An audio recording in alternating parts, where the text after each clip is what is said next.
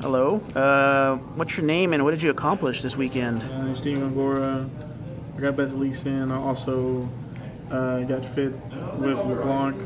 Probably should have won, but I'll explain that later. But first to go into, I played LeBlanc.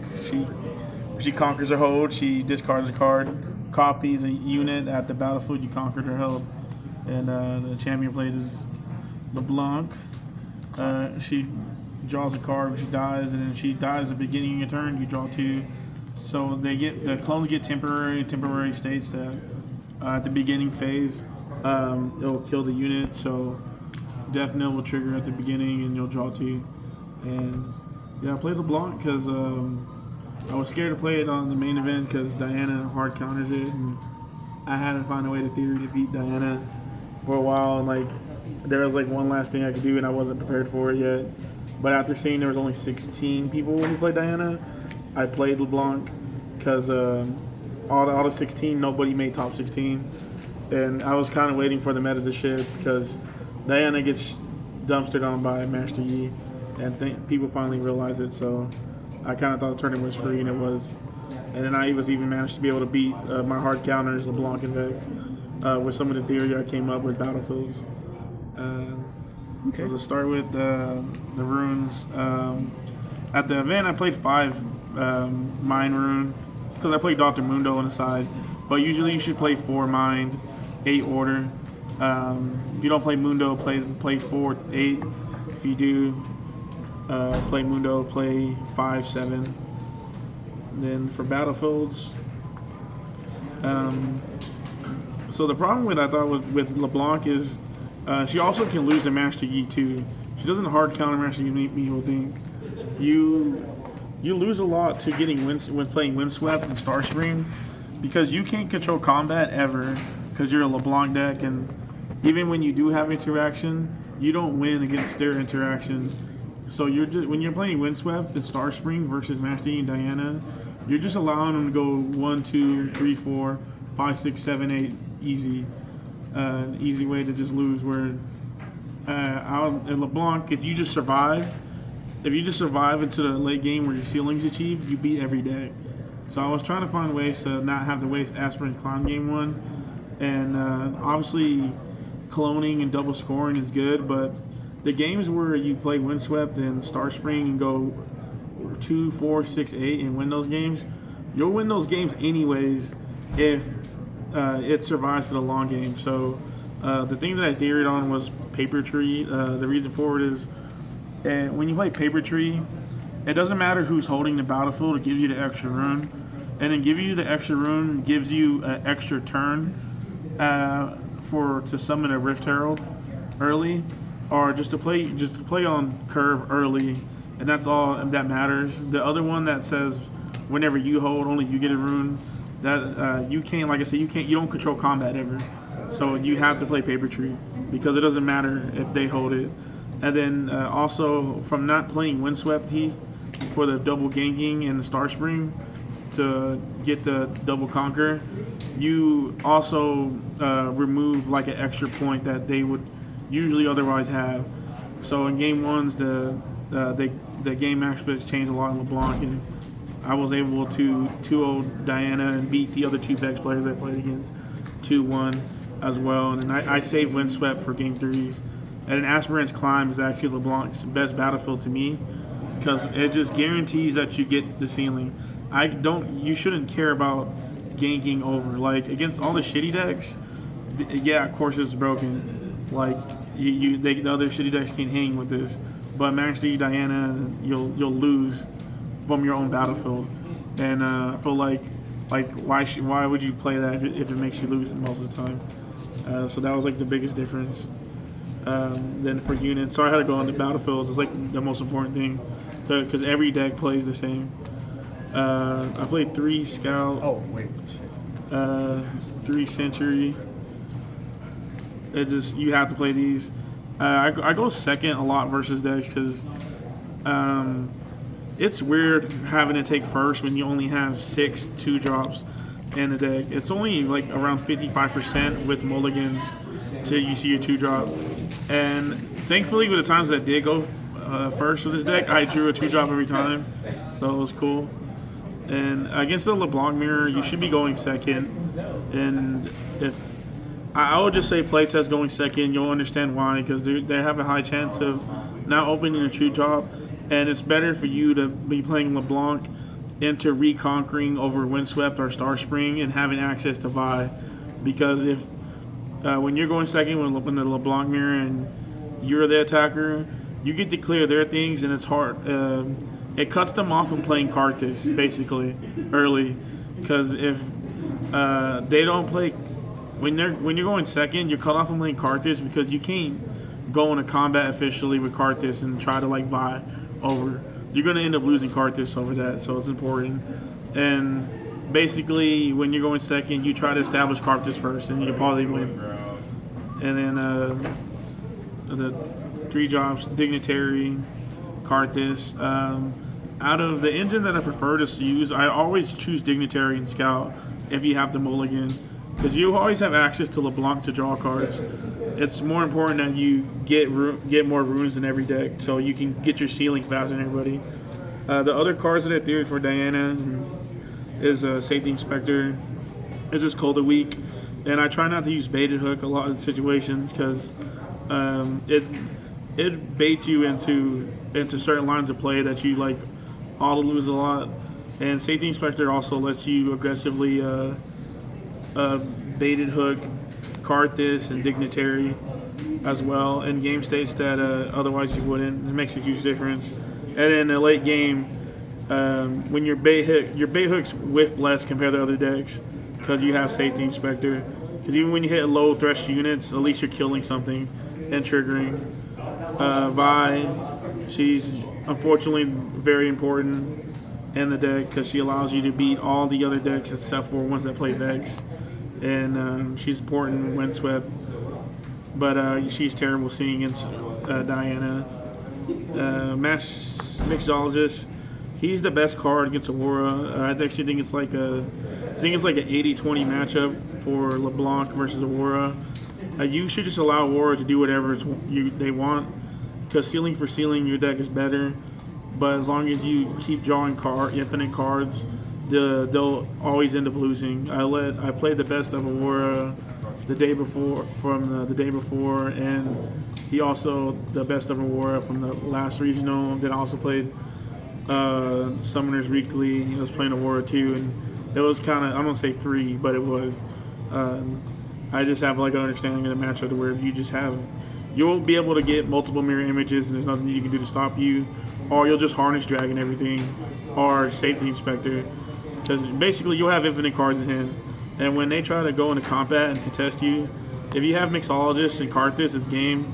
Because you trigger Mixologist twice, bring back LeBlanc and Century, and just draw like a billion cards over and over again. And the next important card is Rune Rex. He's the second most important card in the deck because he's broken. He's the most broken against Master Yi and Diana. And I actually think people need to learn how to play lines of plays without relying on Karthus or Baited Hook, because in the matchup they try to get charms, Moonfalls, challenge to stop Karthus, and wherever you just play like a regular turn of like choosing to do LeBlanc or some other things, where you try to retain your tempo positivity. Like when they kill this, you lose tempo completely. When they kill other things, that you get death no triggers and you get runes or you draw cards. So I don't ever like actually summoning Karthus versus Diana or Master Yi. And I actually try to hard mulligan for Rune Rex against those matchups, because even if they kill it the first time, the next one keep over and over and over. They have to out it, because at any point in the game, if this conquers its game. Thousand Tail, you only need one for Baited Hook. And when you're playing Paper Tree, it's super important that you try to keep track of where this is at. Because if you end up mulliganing it early or baiting hook again and don't get that one, you got to keep track where your deck at all times, because there'll be game states where in the end you need to know where it's at to dig for to contest the last holding points, game 1. I played 3 Rift Herald because a lot of people just went to 2. I think he's like the most important, or whatever the fuck it is. Because with Paper Tree, you still turns back, and then without having them having Windswept or Star Spring, if you even get them to minus 1 point less than usual, you'll just win the game by having Rift Herald and keeping Sacrifice up against pretty much every deck that's Diana, Master, pretty much against all decks. After the mid game, you try to establish Rift Herald with the Sacrifice up. So if they try to start across it's game. And then if you can do that a turn early, then you'll win the game even more. This is so when you, I think like against the Diana matchup, it went from an 80-20 to like a 60-40 in your favor if you high roll on Paper Tree. If you get your high roll on Paper Tree, I think you're favored. But you just have to play test and see what I'm talking about. And then Harness Dragons is just beta hook target and good off of Rift Herald. And you actually just need this for Vex, just straight up. Like I actually don't mulligan this a lot against purple decks because you only lose to Vex. So if you see this, don't mulligan it. You want to mulligan anything else than Harness Dragon, Ruin Rex, and you try to keep all your rune givers like Dignitary and Scout. Spell, Sacrifice, pretty self-explanatory, is the best interaction you have. I played the one at Deathclaw, which I think is like super important that you play one of certain cards in LeBlanc because you see your whole deck. Every game you'll see your whole deck. The 20% of your deck you don't see has to do with baited hook. The cards and then when you do baited hook, as long as the Deathclaw is not in a beta hook, you will eventually at some point in the game draw this, and it will blow everybody out. And I blew out Diana and Vex players every single time. People would come up to watching me playing against Vex, and they quite literally had 20 cards in their hand. You let them hold the whole time, and they don't double score. So like, you can let them get to 6 points, and as long as you get your Rift Herald in place, that's all that matters. Literally, the Vex players would have like 5 creatures, like their full runes, 20 cards in hand, and all I would have is a fucking Rift Herald starter turn. That's all that matters. Rift Herald will literally clear their whole board. If you have Death Grip, eventually your ceiling will be Reach 2. You'll have access to Mirror Image, Death Grips, and Sacrifices, even while the units are stunned. Because, Death Grip gives plus my whatever it's killing. So it's super important. And it's good at holding too. Triple Mirror Image, you cut this down to 2 for sure, but I wanted to play a 3 because of Aurora. It's an auto win against Aurora. You copy Elder Dragon, and it's just game. And I also knew LeBlanc, like, is probably the I don't want to say dark horse, but it's definitely like the boogeyman of the format right now. And I wanted whoever sees the most of these in the LeBlanc mirror party's favorite. And 2 beta hook. I don't play 3 because I'm by the hypergeometric calculations of the odds of seeing cards. And longest this is not at both of these are stuck at the literally bottom of the deck, you'll see one. And I don't ever play it out naked because there's too many play patterns that end up killing it, especially with Diana. If acceptable losses is within the top 25 cards of their deck, they're gonna kill it. And then in games 2 and 3s, they overcommit Gear Hate, and I don't want ever to have too many of these to make it live. You still need it in your deck because the one time you do use it will most likely be how you end up getting over the top of them. And after that, once you got your one use, it could die. But I don't think 3 is necessary. I never needed it. And a lot of times you'll ask me if I even played it because a lot of the games I choose not to on purpose. Then for side deck, play double Cold a week for game 2s and 3s against everything. because once again, baited hook gets hit, and so people will like Ash, Sabotage. They'll overcommit a lot to dealing with baited hook. So you just need redundancy of things to trigger Death Knell and get rid of creatures. Turn to Dust for Aurora, and then LeBlanc Mirror, and then whatever else uses gear. This is super important. Why I think I was also like ahead. I don't think Ash is actually good. You can't control combat with LeBlanc hardly ever at all, except for Revive. So like, therefore, like, why are you using something that stops you if they're winning combat versus you majority of the time, and they get their card back? To me, I'd just rather have more cards versus Aurora to win. And if you resolve Progress Day, it's just game versus Aurora. And just the same thing with Deathclaw. As long as it doesn't get shuffled by baited hook, you'll see it and just win. And then you honestly just don't even need this against Aurora anyways. But if you do, it's this game. And then I played this against like all the green decks too, because the green and purple decks, because they side out all the counters. And the green decks don't even play like hard green counters no more either. So that you can get away a lot with this until side patterns get better. And then also against LeBlanc, you'll just auto win this resolves against the LeBlanc meter. And then blue LeBlanc, played for when going. Actually, I played this against in every game. I would side out a Dignitary a lot. I side out one Dignitary a lot for this because I just wanted access to it at all times. And the two cards that I played to make sure that I never lose games from people holding or trying to get overcommit fools. Mundo's for Master Decks and Rengar and Kha'Zix.